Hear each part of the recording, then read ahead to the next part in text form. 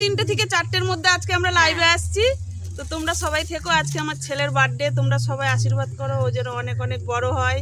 আজকে আমরা লাইভটা একটু অন্যরকম করব, সব বাচ্চাদের পাড়া ডেকেছি, সবাই আসবে, সব বাচ্চারা বার্থডে জানাবে বন্ধুরা, তখনই দেখবে আমরা কি করতে হ্যাঁ, চাইছি। আজকে আমরা বলবো না, হ্যাঁ আজকে আমরা অন্যরকম লাইভ বানাবো। তো সব বাচ্চাদের ডেকেছি, সব বাচ্চারা আমার ছেলেকে বার্থডে বলবে। আমার ছেলে খুব ভালোবাসে বাচ্চাদের। একটু মাম্পির মায়ের দিকে ঘুরা, কথা বল কিছু।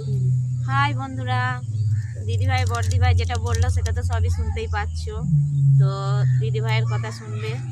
তো 3:30 থেকে 4টের মধ্যে আমরা লাইভে আসছি, তোমরা জয়েন্ট হয়ে যাও। দিদিভাইরা দাদাভাইরা যে যেখানে আছো।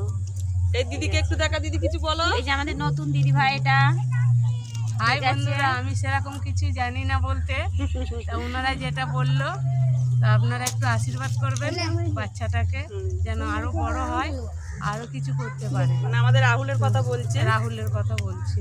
ঠিক আছে, আর কিছু দিদি? না, আর কিছু আমি বলতে একটু চাই না। আশীর্বাদ করো আর রাহুলকে তোমরা সবাই। আমিও আশীর্বাদ করছি, তোমরাও একটু আশীর্বাদ করো যেন ভালোভাবে থাকে। রাহুল যেখানে আছিস সেখানে সুখে থাক, ভালো থাক।